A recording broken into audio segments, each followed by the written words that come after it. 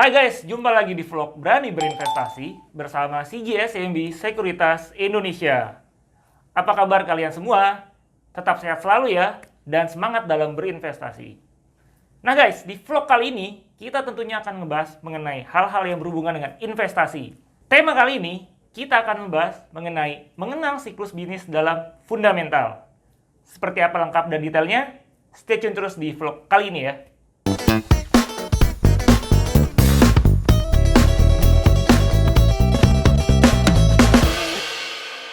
Oke guys, menurut sumber dari Fidelity Investment Research, terdapat 4 siklus bisnis dalam fundamental yang harus kalian pahami dan ketahui sebagai seorang fundamentalis.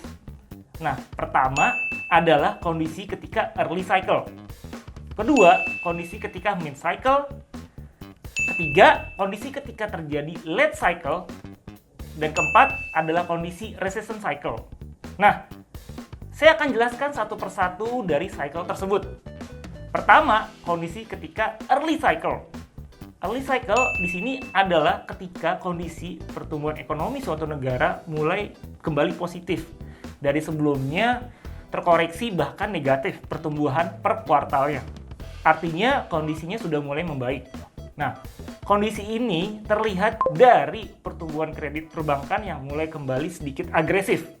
Nah, kemudian di sisi lain, sales dari perusahaan-perusahaan di dalamnya sendiri mulai kembali meningkat angkanya dari sebelumnya, per kuartal sebelumnya. Ketiga, kemudian kita lihat juga dari sisi inventory-nya mulai kembali membaik. Dan ekspektasi konsumen yang terlihat dari retail sales, kemudian juga purchasing manager index, itu kembali membaik lagi, kembali meningkat, kembali optimis. Nah, di sisi lain, kebijakan moneter pemerintah juga masih akomodatif untuk mendukung perbaikan dan pemulihan ekonomi. Pasti kalian bertanya-tanya, sektor apa yang bagus untuk dilirik ketika terjadi atau berada di dalam fase early cycle? Nah, ada beberapa sektor yang bisa kalian pilih dan kalian amati. Pertama adalah sektor perbankan, kedua adalah sektor consumer cyclical, dan ketiga adalah sektor utilities.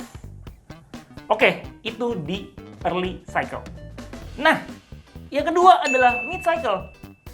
Di sini pertumbuhan ekonominya makin bagus lagi. Misalnya contoh, dari sebelumnya di kuartal 1 ya, itu pertumbuhannya mulai membaik. Plus 0,2 atau 0,3. Nah, di fase ini pertumbuhan ekonomi sudah bisa lebih baik lagi, bahkan bisa 2 kali lipat. Bisa plus 2% atau 3%. Itu justru sangat bagus sekali kan dari yang sebelumnya negatif. Nah, dengan pertumbuhan ekonomi yang mulai kembali agresif, tentu di sini terlihat inflasi pasti meningkat kan. Karena pertumbuhan barang dan jasa akan kembali membaik dan membesar dari sebelumnya. Nah, kalian bisa lihat di sini, kebijakan mulai berubah. Dari yang tadinya akomodatif, mulai terjadi kenaikan suku bunga yang dilakukan oleh Bank Sentral untuk bisa menetralisir inflasi yang mulai terlihat di pasar.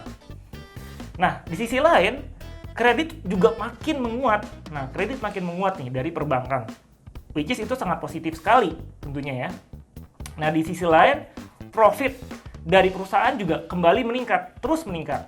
Nah, di fase ini, kalian masih bisa melirik sektor dari perbankan, kemudian juga infrastruktur. Karena tentunya infrastruktur yang berkaitan dengan properti, semen, itu pasti akan diuntungkan dengan fase seperti ini.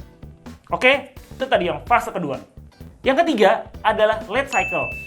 Tentu nggak semua atau selalu ekonomi itu naik terus. Pasti ada koreksi lah dikit-dikit. Nah, kita juga nggak tahu kan kira-kira apa yang membuat suatu perekonomian terkoreksi. Contohnya misalnya terjadi pandemi gitu kan.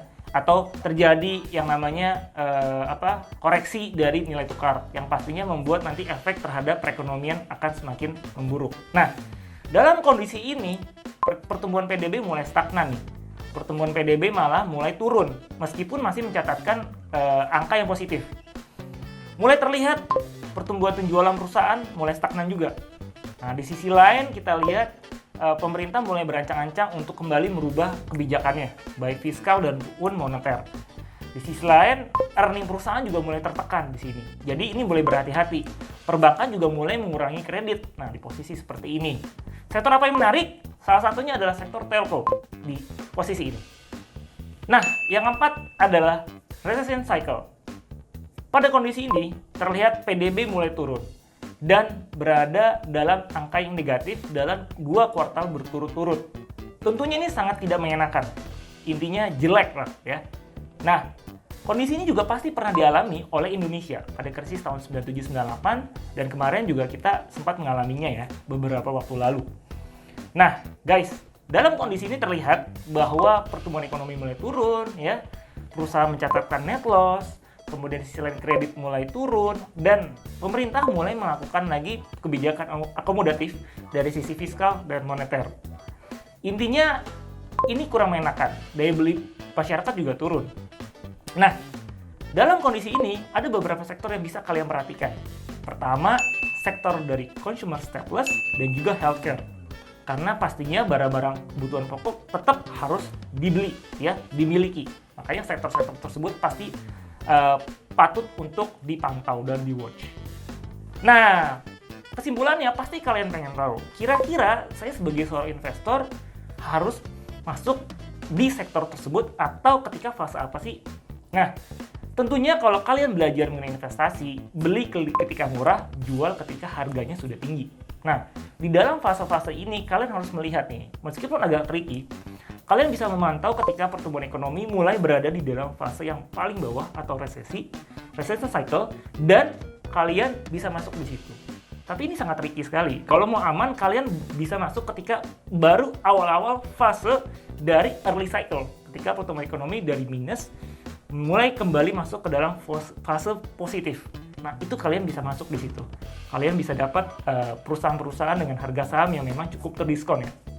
Nah, sektornya bisa kalian pilih sektor dari perbankan, kemudian juga consumer cyclical yang bisa kalian perhatikan. Dan patut kalian perhatikan juga bahwa dalam berinvestasi, khususnya fundamental, ini terkait dengan time horizon. Karena minimal 6 bulan atau di atas 1 tahun. Karena kita nggak bisa dapetin sesuatu yang instan ya untuk berinvestasi. Mudah-mudahan hasil pasti akan maksimal. Kalian akan mendapatkan yang namanya capital gain juga dan juga dividen dari investasi kalian. Oke guys, itu aja vlog kali ini. Dan semoga vlog kali ini bermanfaat buat kalian semua dan kalian bisa melakukan investasi terus. Salam sehat selalu dan juga semangat terus dalam berinvestasi. Jangan lupa untuk klik, komen, like, dan subscribe channel YouTube kita ya guys. Sampai jumpa guys. See ya.